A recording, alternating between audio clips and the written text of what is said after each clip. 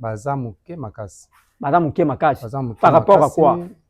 Baza muke makasi, et puis na kimuki yango lisusu ebele na bango na kimuki wana. Na kimuki na lisusu. Na kimuki wana so ebele na bango bayebani te. Bayebani te.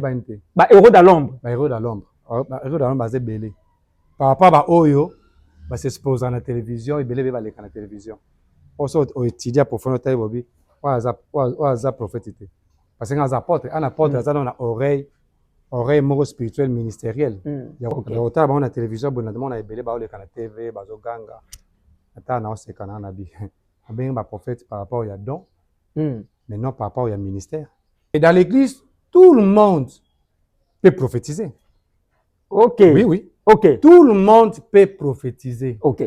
Mais tout le monde ne peut pas être prophète. Na balabalo, eza ba tata mo ba koko mo balé, baloka na butu. Et na balabalo, zomo na mulima ya somusongo za makasi. Partout na ba cité somusongo za ngana ngote, ba somusongo bazala kaka. Même na église.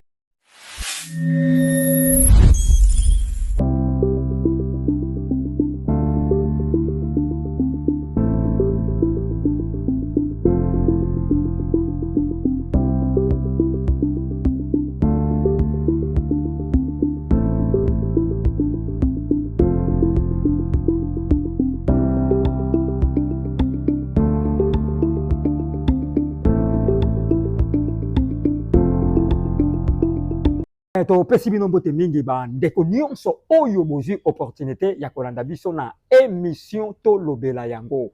Émission tolobela yango ezoyamba bato nyonso, ezoyamba ba pasteur, priorité ezana ba pasteur, ezoyamba ba sportif, ezoyamba bato nyonso oyo balingi baleka na émission tolobela yango. Na micro ezali ya bino pasteur Flamme d'Angola, na caméra tozali na Josué Bronne Luanda. Grâce na yende asimbi ba image impeccable oyo. Lelo to yambi un homme dédié. Donc il y a un homme dédié sans mélange. Parce qu'il y a un homme dédié, il parle bien. Il a la connaissance, il a la commune ya Kinshasa. Précisément dans Mayenge. Yemoko apôtre a repris sa adresse, tout ça Mayenge numéro 146. Et puis il y a apôtre Étienne Koumerita. Babengaki bamsu docteur, bamsu apôtre, bamsu pasteur. Donc l'homme il y a plusieurs ministères. Donc yende to na yambie na émission moko na lelo tozolobela don prophétique na ministère prophétique parce que tozomona buluye keza kat na ba prophète bazoyeba te nana za na don nana za na ministère prophétique nde na yambie invité na nga yenda za mieux placé ya ko expliquer biso ba makambo oyo na sengi na Bron afongola plateau na yamba invité na ngai Shalom, bonjour l'homme dédié. Shalom, bonjour le grand journaliste Flamme Koke d'Angola. Bonne santé, bonne église en Kolo. Santé za malam, église à Kolo pesa malam. Yako na milulu mo za kalami ta za juste vendredi. OK. Pas milulu ba maman, dans l'église za malam. Ouais, la clôture, il y a journée de la femme. Je prends la clôture de la femme. Toza milulu ba maman, et ça vendredi de 15h à 19h. Ah toza Mayenge 146 commune de Kinshasa. Église charismatique, la parole puissante, SCPP. Ok, merci l'homme dédié. Tous s'abonner na Maîtrisable TV News.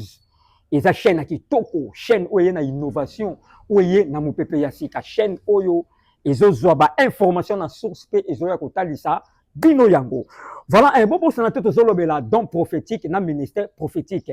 L'homme dédié toujours parler sur don prophétique dans ministère prophétique parce que le tout le monde a prophète ba ça la bouluyeke ba ça la trop de bêtises donc ba tout ce thème ba ko développer en côté ndeto ya miyo vraiment o meka ko talisa biso ba sujet autopesi na mokona lelo na ningi na lobana nous don prophétique eza nini ministère prophétique pesa nini. Merci beaucoup, très belle question. Il faut aller ba nzambe. Ben bon, on peut baser la maîtrise makas. OK. Et bien là, ça la confusion, il y a ministère prophétique, na don, il y a prophétie. Okay. Et à cause il y a confusion wana, donc moni ba te belé ba mi bengi ba prophète. Bon heureusement émission zali to me rolimbo lango, ali songi ya mulio mo centre. OK. Ministère, to ba na ministère, ministère prophétique. Donc ministère zali esa charge, c'est une fonction. OK. Ministère esa charge. Ministère Zali, fonction. On est vendu dans Éphésiens chapitre 4, verset 11 à 14. Très bien. On commet le bini. Ayant monté au ciel, c'est le Christ. Très bien. Ayant monté au ciel, il a répandu les dons. Et il a fait aux uns d'être comme apôtres, d'être comme prophètes, d'autres comme pasteurs, d'autres comme évangélistes et pasteurs, et d'autres comme docteurs. Ce que suite, non, c'est très important. Suite au c'est pour l'édification des saints. Très bien. Jusqu'à ce que nous serons tous parvenus à la statue parfaite de Christ. Le rôle du ministère, c'est de perfectionner le Christ, le saint, le chrétien, pour que Jésus-Christ. Okay. Par exemple, un ministère, un ministère apostolique. Un apôtre, un apôtre, il ministère, il y a besoin de mutu, à kokanisa vraiment na Jésus. Ok. Quand on a la mutu, donc, azaki païen, à comme chrétien, les chrétiens béboté. Chrétien fait quoi la penza. Ok. Quand on est apôtre Pierre à l'oba, Jésus savait ça, Jésus c'est Pierre. Jésus a Pierre à l'obi. Simon, fils de Jonas, même petit peu que ça. La troisième reprise, c'est Abinaye paie mes brebis. Ok. Abandonne à agneau. Tant tout le bosso Abinaye, même petit peu que ceci, Abi oui. Abi paie mes agneaux. Deuxième fois, tant tout n'y a répondre Abi oui, Abi paie mes brebis. Ok. Abandonne à agneau, à qui na brebis, à sous na brebis. C'est-à-dire, nous avons aujourd'hui, nous avons un agneau, à un nouveau converti. Il faut qu'on l'Issaïa comme ma brebis. Ok. Apôtre dans la mission. Et tous les ministres de Dieu, pardon, tous les ministres de Dieu ont la même mission. Ok. Alors, ministère prophétique, prophète, ils ont ministère, ils ont charge, ils ont la révélation de la part de Dieu. C'est un ministère de la parole. Ils ont la révélation de la part de Dieu, ils ont transmettre la paix. Donc, quand on va profondeur, pour trouver une différence, il y a ministère et don. On a vu que tu regardes dans les détails. On appelle ça une définition du ministère prophétique. Okay. C'est un ministre de la parole. On a un contact avec le ciel, on a une révélation divine, on a transmettre la paix. So, don est un deux ans de capacité naturelle. Quand on dit don des prophéties, quand on a un Corinthiens chapitre 12.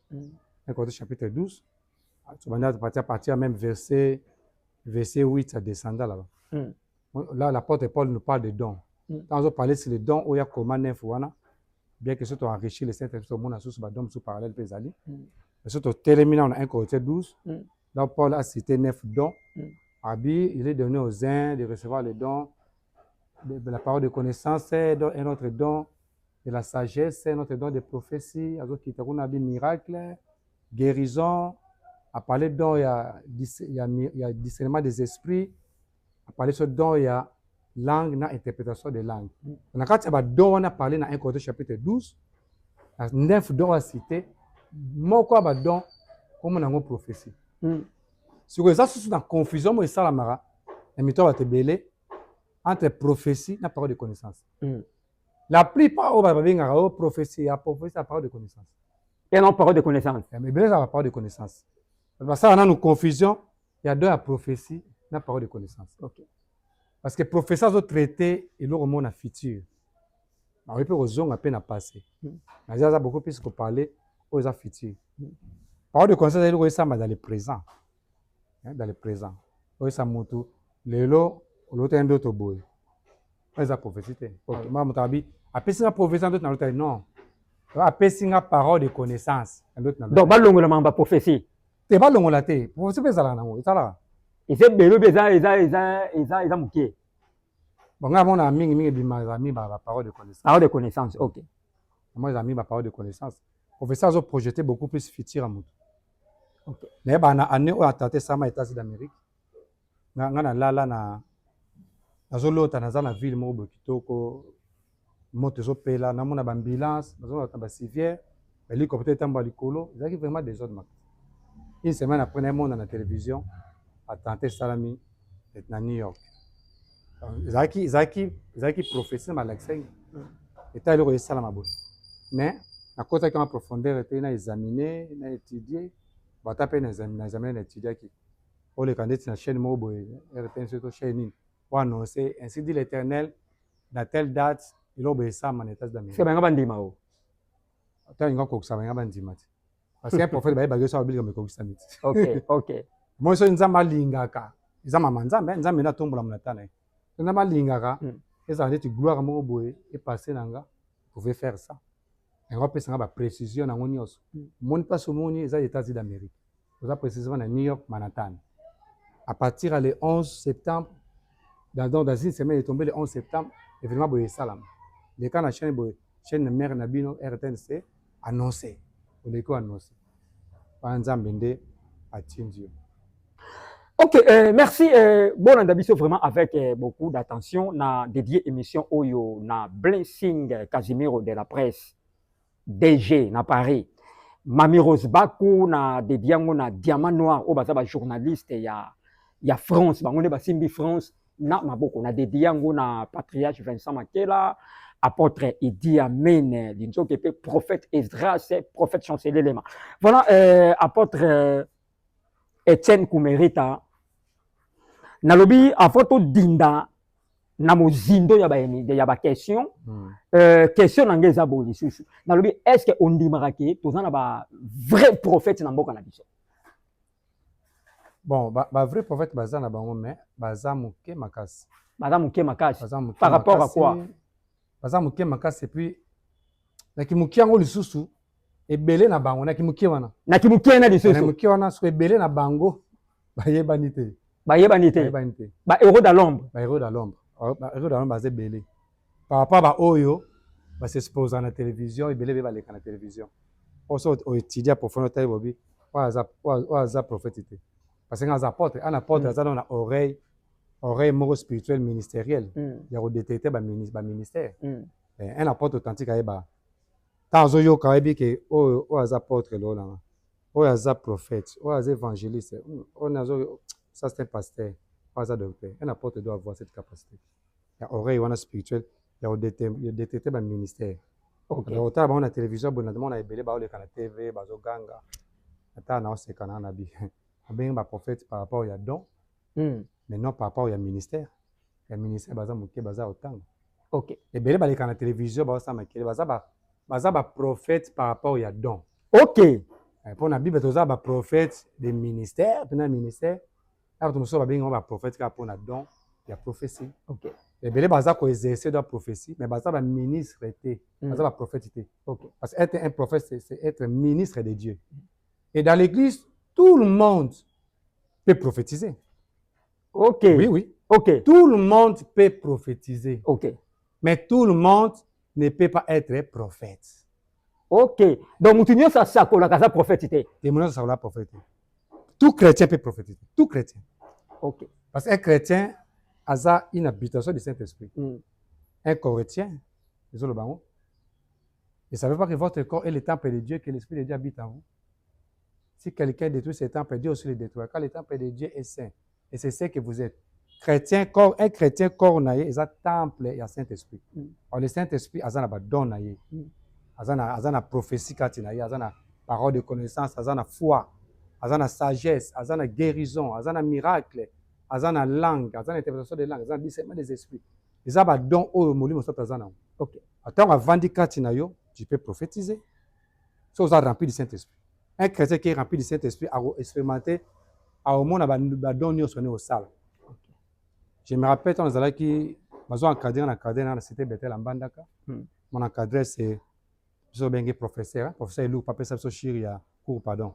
Cours ya chimie et biologie. OK. Alors, en toi, il y a un don. C'est un don de la parole puissante. Abitia, un puissant don, voilà. Un puissant don de la parole. OK. Et puis, quand nous avons Kinshasa, la bande côté dans la bandara.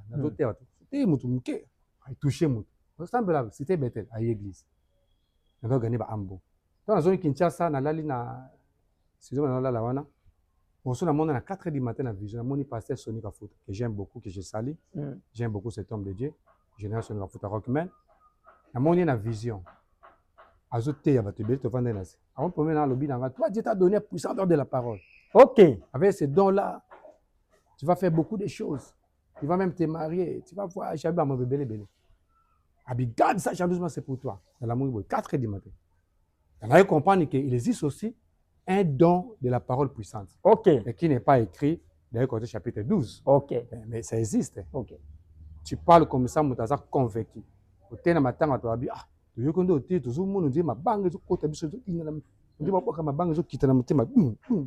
Ça c'est la puissance de la parole. OK. Eza ba don. OK. Saint-Esprit apesaka na ba ministre ya parole. OK. On a accompagné la parole. OK. On l'appelle prophétie. Eza don prophétie, parole de connaissance, discernement des esprits. Eza ba don oyo bolu musanta zo pesa, eza ko accompagner ministère prophétique. Peut pesa ngo et pesa ministère en plein. Mais ce qu'on a quand il y a corps de Christ, ma chrétien que nous sommes, tout chrétien peut prophétiser. Et ils ont un chapitre très riche, ils ont parlé sur la prophétie, ils ont parlé la langue. C'est 1 Corinthiens chapitre 14. So dans le verset premier, apôtre à l'obi, chercher la charité. OK. La charité c'est l'amour. Abi chercher la charité. Dans 1 Corinthiens chapitre 14, verset premier. Abi chercher la charité. Après qui dit?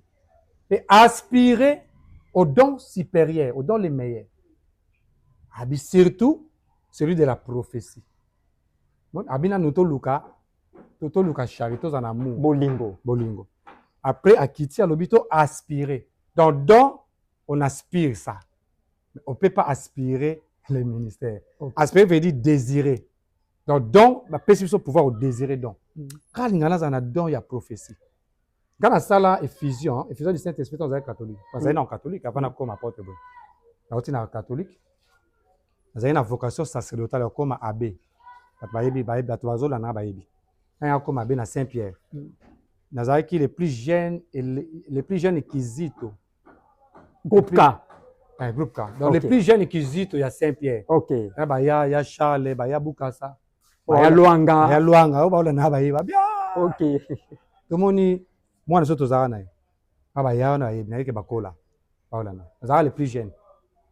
Avec vocation ya okoma be moni eza désir mais nzamba orienté nga autrement.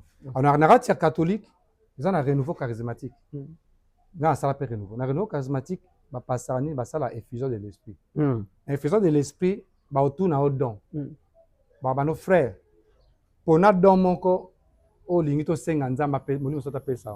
OK. Ola nga na yeba ke nga na ozala be wana ebe nga na ozala be fana tele ngana te bien na za be mo boye e boteya za be mo boye ta beta ba masapo ba ola non na za bena na be charismatique dans autres terres senti que oui mais cela va te bien on a senga bango don ya mamaroter na tenga don d'enseignement voilà la bagi ngana sengi don d'enseignement et effectivement ce qui est dans Romains chapitre 12 au bout de don d'enseignement Romains chapitre 12 à partir du verset 6 on parle de don exhortation. Donc, c'est lui qui exhorte qui les autres. C'est le don d'enseignement qui l'enseigne. Tout ça, on a donné l'exhortation, tout ça, on a donné l'enseignement, la prédication. On est dans Romains 12. Maintenant, 1 Corinthiens 12, on a besoin de don de l'esprit. Oui, ils ont ma capacité naturelle pour démontrer que Nzamba zala. OK. Nzamba lobaka. OK. C'est ça la prophétie. Ah, Nzamba lobaka. Il prophétise, il révèle ma cam. Parce que la prophétie, c'est la révélation. La bleu, moi, il bombama. Il y a fitir à moto. La prophétie, azo fongola moto destiné na ye. Après ce destiné na. Que yo ozamusa nzambe munene. Ozana mwa mutabi yo ozamusa na munene. Puis azo mona yo okenangola, puis c'est na Luanda. Comme na âge mobo, comme musala nzambe mbo benga yo, il ces flammes. Vous besoin de porte mo pas fongola porte fongami. OK Angola, on se retrouve na Luanda. Donc on se rappelle na passé. Ah oui. Ba yebisakanga na okende Luanda. OK. Na okende Luanda. Même la Bible est un livre, il a prophétie mobimbati. Aujourd'hui, Genèse chapitre 3, verset 15. Azolo banzamba zo babina 3 femmes, c'est pas au son na talon.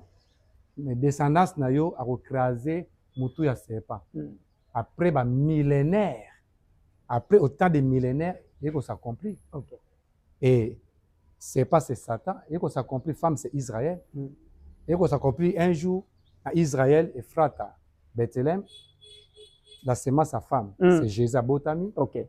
Na 30 ans de ministère, na 33 ans. Parce que Christ fait na Golgotha qui veut dire lier de crâne. OK. Parce qu'on est écrasé mutu ya serpent. Très bien. Alors ils a prophétie moko et outil musika makas. OK. Dans Genèse chapitre 3 verset 15. OK. Une prophétie. Ils ont quand même tina passé. OK. Ils ont détaillé destinat mutu. OK. Ce que dans Rosakola, donc on a vu tout chrétien sur dans Corinthiens chapitre 14 tout chrétien peut prophétiser. Paul a lobby, j'aimerais que vous puissiez tous prophétiser par la langue. Ok. Mais plus, vous puissiez prophétiser. Abika, celui qui prophétise dépasse celui qui parle la langue, à moins que celui qui parle la langue puisse demander aussi l'interprétation. Parce que tant que vous avez la langue, vous avez un mystère, vous avez conseillé dans Nzambe. Tant que vous avez prophétisé, celui qui prophétise, exhorte, édifie l'église. Tant que vous avez sa prophétie, vous édifie l'église. So, la prophétie, elle est longue en Zotuna. Pour ne comment y avoir sabat. Babi prophétie, ça pour édifier l'église. Donc, Moutou, Azana Bamawa, Aota Azan Piaka, Azan impayé, Maïpasi, Kouraboye, Basusuana.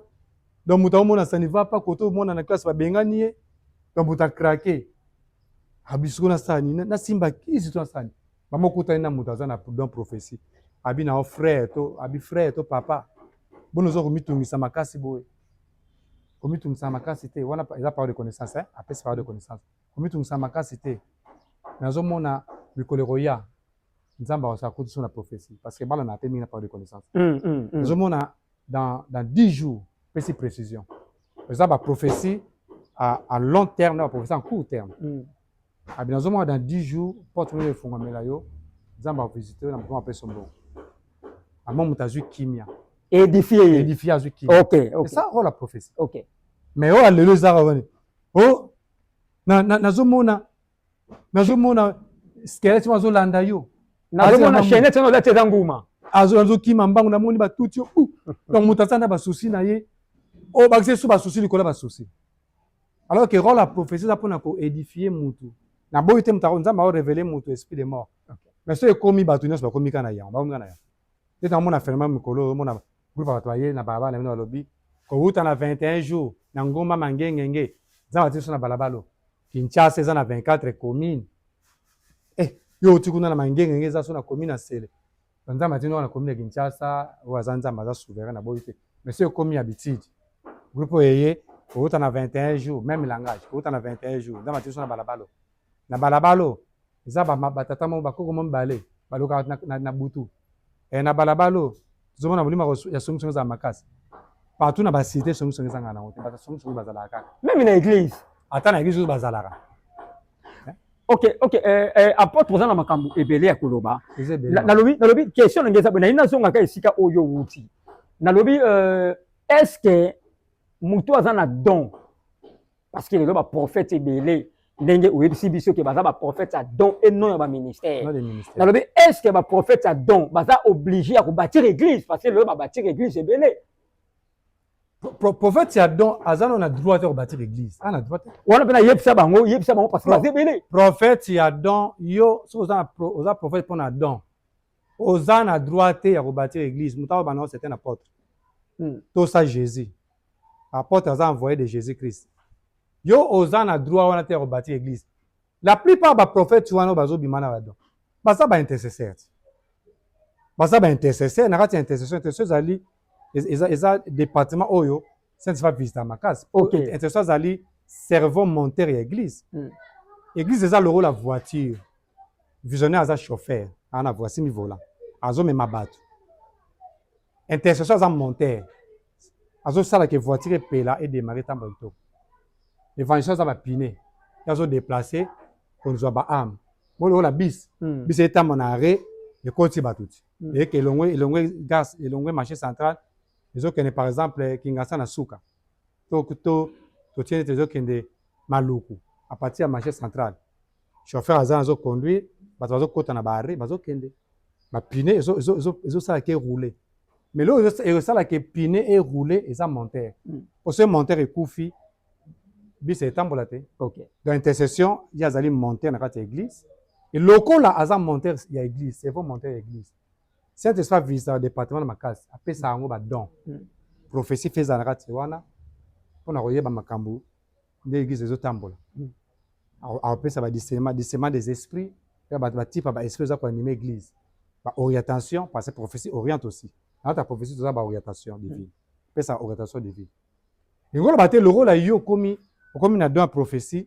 So bina mtu likambo simbi, parole de connaissance. Nzamba révéler likambo na mutu.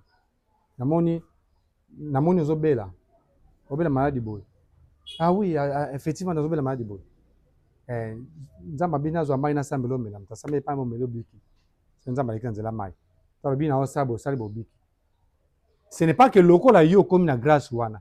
Okosakola, opesa parole de connaissance, okosamba tie loboko be mutabiki, nde okomi oza na droit kobati église non.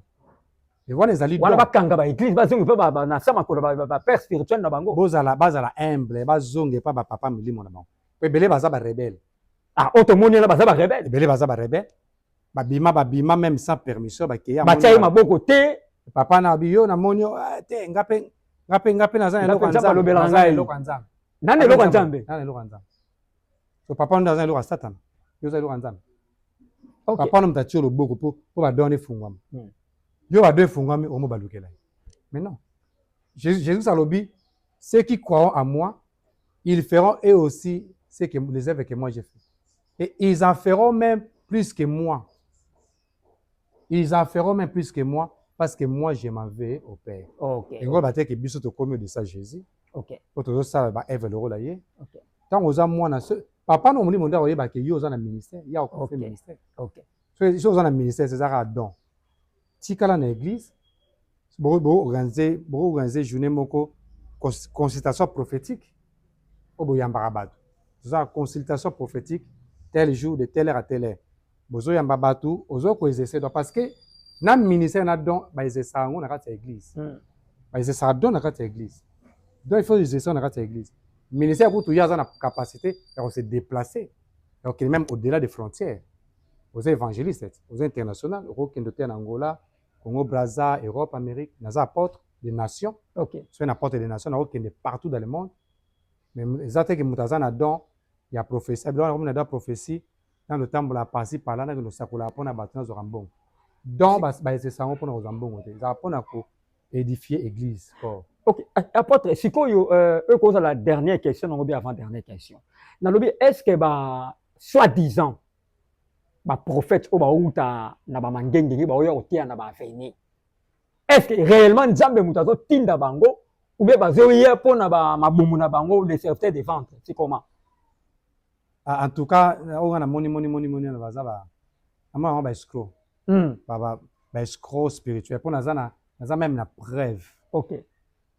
Groupe mo yaka né passé car même la phrase ba na phrase pour mon que baza ba aventurier ba na même phrase ko uta na 20 ba bandaka ko uta na 21 jours soki ya Daniel na ebakate ko uta na 21 jours ko ba uta na 21 jours ko uta na 21 jours ko bien so mamo to kicha ba ta ba uti 21 jours ya jeune baza ko kondate et me demande 21 jours ya jeune ba mabumi minene baza ba santé normal ba uti na 21 jours baza après na même langa même message balabalo ezana bituma makasi balabalo les esprit de mort ils l'ont raté et moko aya azwa chargeur ya mwana ngamo ya mwasi tilelo mwana ko benga tia pesa adresse après so 2 jours après sa adresse na victoire tant azo guider mata moni immeuble boya mata likolo terrasse mata mona boya terrasse la terrasse akuto batandami bamela bankoyi abibi ozo kama poto ozo kama poto ozo mela bankoyi abifana kama ko kabino boza ba prophète habité ça na on lisumu te bibe pekisi masanga te ba prophète Adam wana ya lukuta oza ba prophète Adam ya Saint Esprit bazali na ba o baza na Adam molimo santu te ba sangani alo simba ba kisi na bango ya mona makamba bato na Congo central na bandundu toyebi bake bazwi ba kisi wana Congo central musu na bandundu pona voyance ba voyant zo mona makamba amona yazo loba yo mona zo kende retraite na mangenge to luzizi la to na intendance okosama na intendance oke na intendance omona kaka na entrée mutazu kitsa tie tozo bazana bato batriara tali ka moni sero aza pembe alati propre atie ma bijou na bate bazana mbo abisere yaka na moni ko na musika patia musika nzamba na biso boy bazana ba voix na ozika c'est to pusa ya musika moyo wana intimidation prophétique nzamba za bona nzamba otalisa se nzamba ebo ingongo ezika so bamela bilo na ebite apôtre na moni basinale ngai to komi na suka nga moto sali 5 minutes parce que nayebi ke olobaka mingi mais tokosala ba séance émission oyo esilité. OK. Tokosala ba séance ya don prophétique na ministère prophétique. Et apporte lingi opesa message. Pesa message clé aux nango pona mboka, pesa message clé pona église, na pona ba sali ya nzambe o ba otambola na bulu yeke, opesi programme aux nango na église, opesi na numéro de contact na ba dédicace. OK, merci beaucoup. Pona mboka na biso na bike mikolo yo. Debe vani mingi la changement ya constitution. On a divisé classe politique, monsieur Bazali, baza pour, monsieur baza contre. Moi, je ne suis pas un homme politique, Azananga, ecclésiastique, mais rien n'empêche que kosunga pe ba homme politique.